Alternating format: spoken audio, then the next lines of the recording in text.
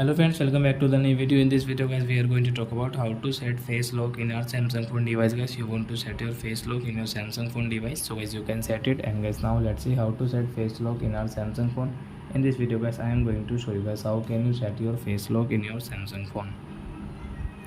So guys, without waste time guys, open your phone setting to set your face lock. Then guys, scroll and guys you can see guys biometric and security setting. So guys, tap here. First of all guys, you can see face, and guys you can see this notification. Then guys continue, and guys you showing its backup method, pattern, pin, password. Guys you can take anything, so we will go with pattern.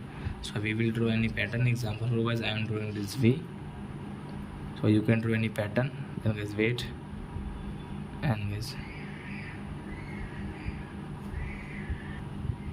then guys continue.